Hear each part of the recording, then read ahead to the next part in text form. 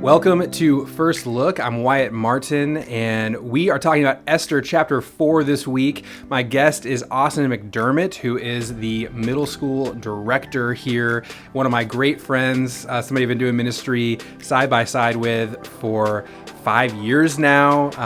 He was my very first intern in middle school, and I just love what God's doing in his life. I love the leader that he has become and is becoming. And we have a great conversation today just around what it looks like to say yes to God when he calls us into things that seem risky, that seem like we don't want to be a part of it. And so I'm excited to have this conversation. I am sure that it will be a blessing to you as we get ready to look at Esther chapter 4 together. Let's dive in. Austin, thank you for joining us on First Look. It's good to have you. Yeah, thank you. This is actually my first time being on a real podcast. So wow. Yeah. Well, one, I'm just grateful that you consider us to be a real podcast. Thank you. Thank you for that. And two, welcome to the life of fame that comes with being a podcaster. I don't know if I'm ready for this. I need to hire some bodyguards. Yeah, it's gonna overwhelm you probably. So here we're in the book of Esther. Our series is called Where is God? And that is because we're in this book where God's never mentioned by name. And so kind of the whole idea is that with the author taking God out, it invites us to look for God in every chapter, in every part of the story, to see what is God up to here. And so we're going to look at chapter 4. Before we jump into chapter 4, I bet most people at our church know who you are. You've been around for a little while, but for those who don't, how are you connected to Alderwood?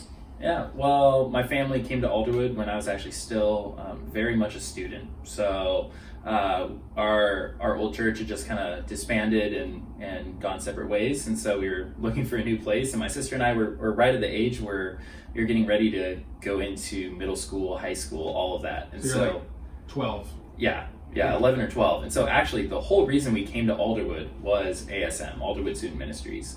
And so I came all the way through 7 years as a student, and then loved my time there. Had amazing small group leaders. Daniel Reimer, if you guys know him, was massively influential in my life. And then he decided to abandon us to go do missions or something. Yeah, like, right. Who does that? No, I love Daniel, and he was awesome. I had a bunch of other amazing leaders just growing up. And basically, senior year, for those of you that don't know, Wyatt's brother-in-law is Zach Denham, who's my roommate and best friend. And Wyatt approached me at a mod pizza in Linwood. Or actually, I approached the Denham family in general. And we just happened to run into each other there, Yeah, right? totally. It was totally by chance. Like, my parents and I were like getting lunch somewhere, and we just saw you guys, so I ran in to say hi. And I had talked to you like 3 times. It was like, your wedding was one of them. Yep.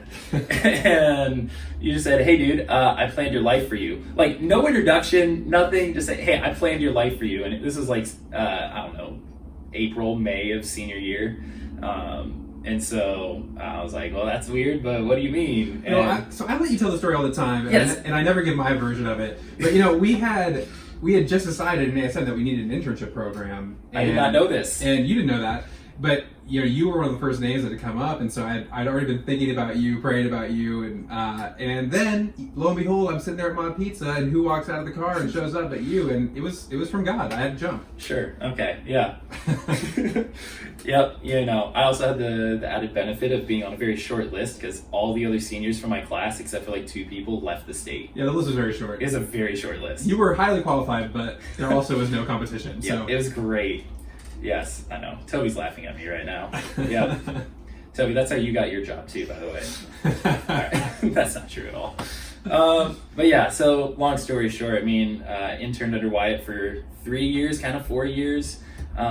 Started middle school together, then Wyatt moved up to high school as Chris Taylor left, and so I followed him up there and became the assistant director last year, and now I'm the middle school director this year. Yep.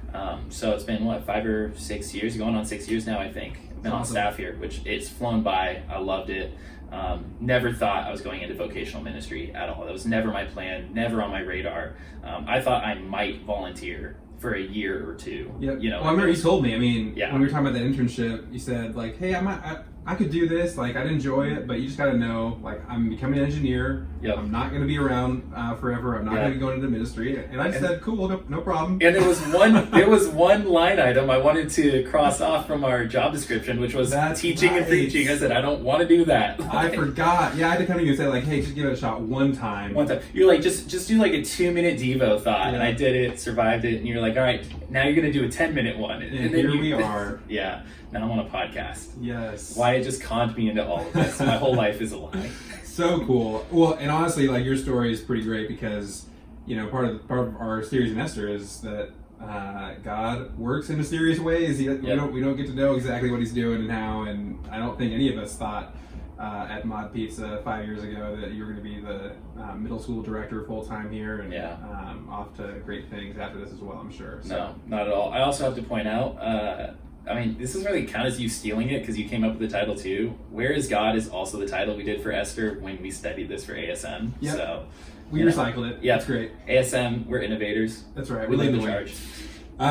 Okay, hey, let's open to chapter 4. So I'm actually going to be teaching this one, and our life groups are going to be studying Esther chapter 4. Let me get us caught up a little bit, and then maybe you can kind of walk us point by point through what goes on in chapter 4 there. So in chapters 1 through 3, basically, you know, there's not a lot of good things have happened yet. Esther, as a young teenage girl, is taken to be a part of the king's harem. She becomes queen, which I guess you could say is a good thing, but it's not honestly that good of a thing. I mean, the story opens with the previous queen getting told to come essentially dance for the king's friends, refusing to do it, and gets deposed, maybe killed. So, you know, all the kids' versions of this where her becoming queen is kind of glamorized or a little bit overdone, in my opinion.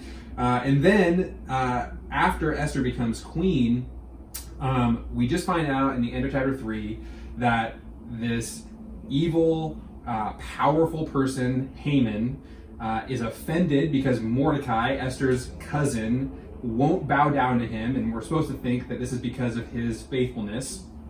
And so Haman, because Mordecai won't bow down because he's a Jew, decides to wipe out all the Jewish people.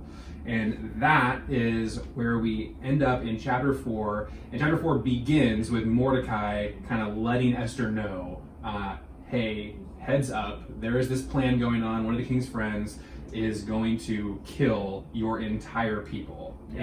And so what then, Austin, do we see unfold in chapter 4? Yeah, well, like you said, the first 3 chapters are really doom and gloom, and finally, I'm glad I could be the guest for the turning point where we see something positive happen. That's right. Yes, like you said, Mordecai's out there talking to Esther, and this is my favorite part of the story. He's talking to Esther not directly, because he can't actually get to her.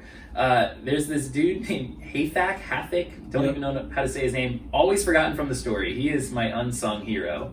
Yep. This dude is playing the most high-stakes game of telephone in history, I think. If cell phones existed, he would not have a part in the story. No, yeah. If walkie-talkies existed or pagers existed, he wouldn't. So like every 3 verses in here, Hathak is running from the palace to the gate to relay a message or back and forth. He gets like 5 words. So Hathak went out. So Hathak, I mean, it's probably some distance. He's running back and forth all night. So Mordecai's out there. They're playing telephone back and forth. Like you said, he's sharing to Esther everything that's happened, the edict going out from the king, or really from Haman. And basically, there's a little bit of a confusing or maybe dark overtone where Mordecai is saying, hey, Esther, just because you're the queen, just because you live in the palace, does not mean that you are going to be safe from all of the killing that's about to happen. Well, yeah, so he says that, and the reason he says that is because when Mordecai first says, hey, there's this problem, there's this plot, Esther is not super pumped right away to get involved, right? She points out to Mordecai, hey, I know you know this, but there is a standing order that anybody who approaches the king without permission gets killed. Like, if you walk into the king's palace, into his room, and say, hey, can we chat about something? That deserves the death penalty in Persia. He's got to extend like a gold scepter or something. Yes, he has to pardon you. Yeah. Or else you're killed. And Esther, even though she's the queen, is not exempt from this. And this is one of those other points where, like, just goes to show, being queen is not all it's cracked up to be. She does not even have the right to talk to the king. So she's like, hey, you want me to get involved in this? I just want to remind you, if I go try to talk to him, he's going to kill me. And this is where what you're talking about comes up, where Mordecai's like, hey, you might be thinking that you can just kind of hang out in the palace and, walk around and nobody knows you're a Jew and you're going to be okay. Not so. It's almost a threat. It's because he's the one that he told her at the beginning, hey, don't tell anyone you're a Jew. It's almost like he's saying, hey, I have the papers. I can prove it. I may remind people that you're a Jew if you decide to do nothing here. We don't know that for sure, but it definitely sounds a little bit like it. Yeah. But this leads, after he kind of plays hardball a little bit, he continues on, and he has maybe the most famous line in the whole book of Esther. Yep. Right? Yeah, and last week you were saying there's no verse of the day. This is the verse of the day. This is the one that might make it on the calendar. This is seriously probably the most overused verse from Esther because it is so great and so quotable. You became queen for such a time as this. Yeah, let's just read verse 14 here. Yeah. And for those of you listening to the podcast, every week we'll put a link to the text we're discussing in the show notes. So if you go to the show notes, it'll take you to the Bible Gateway for Esther chapter 4, and you can read that. But let me just read verse 14. This is Mordecai speaking to Esther. He says, "For if you remain silent at this time, relief and deliverance for the Jews will arise from another place, but you and your father's family will perish. And who knows but that you have come to your royal position for such a time as this." And so you see, again, remember, we're looking for where God's at in this passage. God's never mentioned by name, but this is as close to, a hint at that as you can get. Where Mordecai is saying, look, I have faith that God's he's gonna do something here. He's gonna deliver his people. He's gonna be faithful, whether or not you decide to be a part of it. But maybe God put you here for this moment, for this time, to be able to use you to deliver us. And I love that statement of faith there. And Esther, she responds. She responds in faith, right? Yeah. Before we even get to Esther's response, I love 14, verse 14. I love this about the book of Esther because this feels so relatable. Maybe not in the stakes, but in the way that we would communicate or talk to a brother or sister in Christ, of trying to counsel them through something or offer counsel, I should say. Of just saying, hey, maybe this is why God put you in this position. Like we would literally say that. Maybe this is why God has put you in that circle of friends, is what I would say to a student, right? Hey, all of my friends are depressed and I just want a new group. Well, maybe God put you in that circle because you're there to offer hope. You're there to share, those kind of things. That's why I love this book. It is so relatable, even though it is so not, right? What the actual events are not relatable, but the feelings, the emotions, we can totally empathize with this. Absolutely. And I think that's just such a part of what it means to be a follower of Jesus, to be somebody who recognizes that the world you live in is not a world where God is distant, but one where God is close, where he's in control. He, arranges things in the way that pleases him, and he has plans for your life. He has ways that he desires to use you for his kingdom and his glory. And so I totally see that there. I think that's awesome. Yeah. So now Esther's reply. Let's just read for 15 too. 15, 16. Then Esther sent this reply to Mordecai: Go gather together all the Jews who are in Susa and fast for me. Do not eat or drink for 3 days, night or day. I and my attendants will fast as you do. When this is done, I will go to the king, even though it is against the law. And here's Esther's golden line, golden sentence. And if I perish, I perish. Yeah. If I die, I die. So be it. And this is also the other place that's probably the most blatant, clear we see God in some form in this passage of go and fast. Gather all the Jews and fast. Yeah, and I think, as the reader, you're supposed to understand that fasting is something that is accompanied with prayer, right? So when you fast, you're setting aside a time where you're not going to eat, and you're going to dedicate yourself to prayer, to seeking God's will, asking him to bless something. And so, because God's not mentioned, doesn't say that specifically, but as a faithful reader, when you see that Esther is fasting and calling Mordecai to fast, they're doing this in a way that is worshiping God, understanding that he's in control, asking him for guidance to bless what they do. I think that's totally. It's easy to miss it because it's not said, but if you're looking for it, you really see the way that they are approaching this. Yeah, and again, fasting may not be... Man, we could do a whole podcast. Let's talk about fasting. I love fasting. fasting may not be a normal practice for us, or at least not in the way that they're doing it. An actual food fast. We may say, I'm fasting from Netflix for 12 hours. For 12 hours. Yeah. It happens to be the hours of 10 p.m. to 10 a.m., but it's a fast. No. I mean, a 3-day fast, we did. Let's talk about our fasting experiment and sharing with our high school students. We took all the high school students to winter camp and said no food all weekend. And we didn't have the money to pay for all the meals, so no, I'm kidding. We didn't make them. No. We explained fasting, and we invited them to fast. Yeah. And I think what you brought up is that this isn't a normal thing. Like, I never talked about fasting as a high school student. I never even considered fasting until we talked about doing this for winter camp. Yeah, people don't talk about it. And yet, when you read your Bible, you realize that fasting has been a part of the people of God for a long time. I mean, Moses fasts, Jesus fasts. Fasting is just this thing. And so, I mean, in the 30-second version of fasting, you are saying no to something, food in particular. Mm-hmm.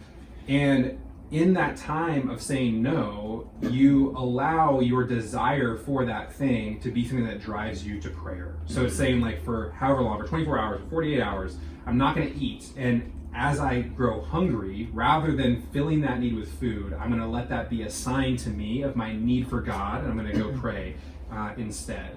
It's also a sign of recognizing that you rely on God for your physical ability, for your physical health, your physical wellness. Yeah. I can go without food because God supplies what I need. Yeah. And I mean, again, so biblical. Like, often our spiritual need is described with food metaphors, right? Jesus calls himself the bread of life. Mm-hmm. And so there is this. Not the gluten-free bread either. Yeah, that's right. No, the full gluten bread of life. Whole white bread. No. And so I think where sometimes it's easy for us to forget about our spiritual need, it is not easy to forget about your physical need for food. And what a fast does is it helps you tie those things together. That in the same way you need food to live, you need Jesus to live spiritually. And so that's what that practice is. And so when we read that Esther is real quick, I want to add this too, because you said this and you taught this to our students, and it's so good. Fasting is not a hunger strike to get God to do what you want, which would be easy to misread that into this. So that's why I want to say that. God, I'm going to stop eating until you give me what I want. That's how some people treat fasting, honestly. Totally. And so it's important that at least that we address that. It's not that. You align yourself more closely to God's will by fasting. Yeah, you're not earning anything. You're not deserving it by fasting. God doesn't give you extra credit because you're miserable. Holy brownie points. Yeah, none of that. Yeah. Just something to remind yourself of your need for God, to intentionally set some time to seek His will. And I think that is exactly what we see Esther and Mordecai doing here when she decides to take her life into her own hands, very literally, and go see the king. That's actually, so this is one of my favorite parts of the story. This rule is insane, okay? The king, if anyone comes into his room and he doesn't want to talk right then, they get killed. It's the perfect, this may be dark. It is the dream of an introvert, right? I was going to say, imagine parents right now after quarantine. Hey, Tommy, you come into the bedroom one more time late at night. That's it. You're kicked out. Yes. So, I feel like introverts feel like sometimes everything's for extroverts. We always talk about being outgoing and whatever. This is for you, introverts. This is King Xerxes is your man. There Xerxes you go. Is an introvert. That's your role model, right? Yeah. That's we're talking about role model characters. Xerxes, do as he does. No, not at all. So she, here in chapter 4, we see this incredible act of faith. She does not really want to do it, right? I mean, her first reaction is, hey, this is not a great idea. And yet, as she is aware of the need, as she's aware of the potential danger to her people that she's in a unique spot to be able to address, she decides, I'm going to take my life in my hands. I'm going to trust that God can do what He wants to do, even if this seems crazy to me, and I'm going to do it. And so as we look at this chapter, and as we're asking the question, where do we see God? How do we apply this to our lives as followers of Jesus today? So what do you think? What do you see in this story for us today? Yeah, there is so much. This is such a pivotal chapter, and there's so much to take away. There is the boldness of Mordecai, and we see his weeping and mourning. I think that is something that we can take away. When we see evil happening, he's put on sackcloth and ashes. That is the sign of great, immense distress in Jewish culture. And honestly, I think that can be hard for us today, with the 24-hour news cycle, with being aware of terrible things that are going on around the world. I think some of us can develop kind of compassion fatigue. It's a very real thing where it's just easier to kind of ignore and be numb to the reality of pain around us. And I think what you're saying and what this passage is pointing out is that it is a very godly thing to mourn with those who mourn. Yeah, totally. And I don't want us to miss that. I mean, that's right at the beginning, and the rest of this is so great, but I want to point that out. That is so good to recognize and to see Mordecai modeling that for us in a very human way. Yeah. Not as anything overly where we think that's unattainable. He is a normal dude. He's just like all of us, working a 9 to 5. And then the other thing, obviously, Esther's immense faith. That is the big, clear challenge to us right there. Is one of the things I was just thinking about is that she says she's going to fast for 3 days. It's not fasting 3 days if I'm going to mull over whether I'm going to do this. She actually commits to doing it in faith. Yep. From not quite from the beginning, but from that moment in that night. She says, I will do this, and if I die, I die, but I'm going to fast and seek God's will in this. That is faith that I wish I had. I think any of us wish we had. It is so amazing. I think that is just a clear-cut takeaway for us, is her faith, her boldness, taking risks. Yeah. This series, like, Where is God? I think one of the things we see from Esther here is if you want to see God work, if you want to be a part of what God's doing in the world, and, if you want your faith to be exciting because you're a part of things that God's doing that are way beyond you, and you're seeing miracles take place that can only be explained by what God's doing. That happens when you say yes to what God's calling you to, especially when that is way outside of your comfort zone. Like, let's just think about the opposite of what Esther does here. She's like, you know what, this is hard, and I might die, and my life is decent here. I'm just gonna keep on doing my thing. Like, no matter what happens the rest of the story, one thing is for sure is that Esther would not get to experience what God does here in the way that she does in this story. She would not get to be a part of what God's doing. And that's not what she does. She says yes. And I think that's something for us today to realize, is that following Jesus and being comfortable are often not the same path. Yeah, I would go so far as to say it's incompatible. If you are always comfortable, you are not doing something right. Like, there is something that you are either ignoring or missing in your faith and your relationship with God. It's impossible to always be comfortable in a world that is this broken. Yeah. Where God's challenging us to be the light, to be his ambassadors. It's just impossible. And that's hard for us because our culture values comforts, and especially like in America right now, where we're the richest country in the world, for a lot of us, comfort is kind of within our grasp. Like, if you want to live a safe, comfortable life, most of the time you can.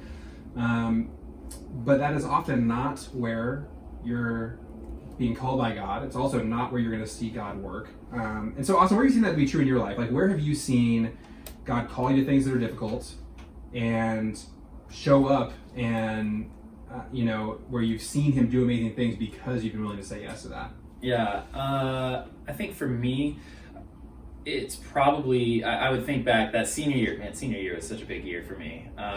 Going to Albania for the first time. And we talked about this a little bit, where my junior year, actually, we'd been going to Albania for years at that point. It was pretty well established what that trip was, how amazing it was. Everyone came back just sharing how amazing it was to see God work, seeing my friends' lives change by it. So cool.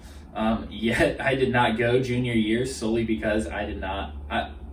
this is going to be a little bit embarrassing. I'm a super picky eater, really picky eater, and Albania has weird food. It does. Having gone, there's really, really good food there, but having not gone, that actually was a legitimate big fear for me. And so I did not go. This sounds so bad, and I think that's kind of the point. I did not go to Albania my junior year because of the food. Yeah. That is actually the only reason. So just to kind of tie into the story, like, Esther is willing to potentially be killed. The food's not that good. Like, I don't know if I want to eat Greek salad. Yeah. It's kind of the same thing. If I die, I die. And senior year, I came around. Yeah. But that is basically what happened. And so, long story short, though, when I went my senior year, that trip was full of discomfort. So, first of all, I avoided discomfort by not going. And then when I went, there was tons of opportunities to avoid discomfort. It's a big part of that trip. I mean, we take students there and then we tell them, like, go build relationships with Albanians who have wildly different skills with English. So, it's very difficult at times. And are crazy people. I love my Albanian friends, but they are crazy, all of them.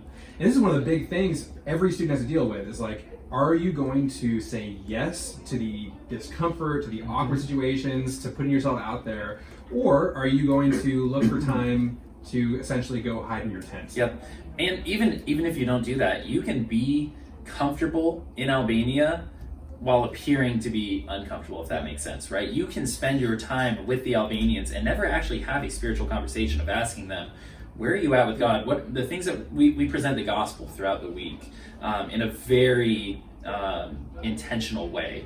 And you could avoid those conversations altogether and look like you're having them. It'd be so easy to fake it. And so you have to really consciously make a decision and say, for this week, and hopefully it's for your life, is what we hope the students take away from it, and what I took away from it.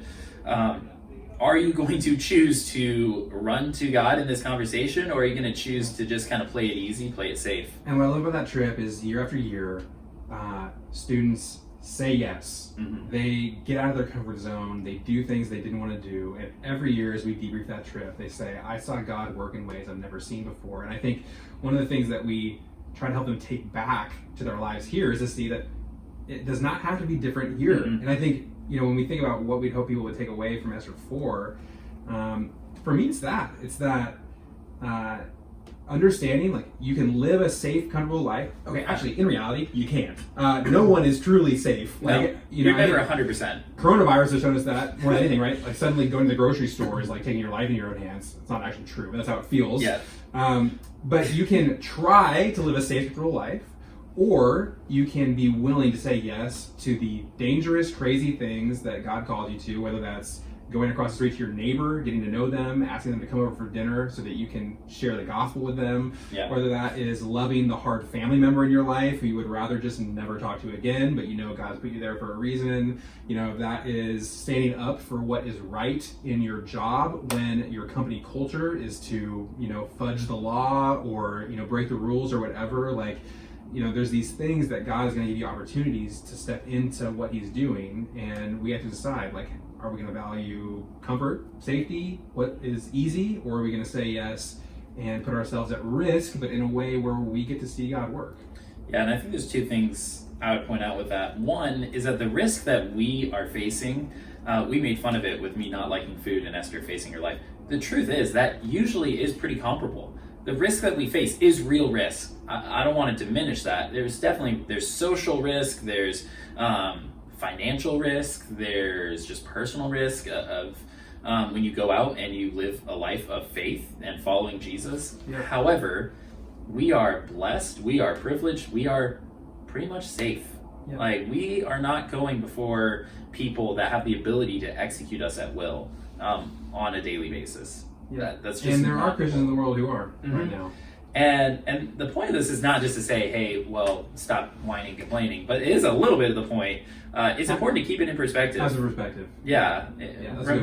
Remember where we are. Remember what we're blessed with. And when we are asked to take risk, know that we don't go out on our own. We don't go out, God saying, all right, well, training wheels are off, go push you off. I mean, we have been, when I taught this passage to our high school students, one of the things that struck me was Esther is doing this, and I'm not saying the Holy Spirit is absent, but we have to remember, in context, we know the entirety of the gospel. We know the story that Jesus has already won. We know that we are promised victory with greater assurance than she has at this time. And we have the Holy Spirit in a way that she does not. Totally, with a interpersonal relationship, that interconnection to God that we are blessed with, all those things.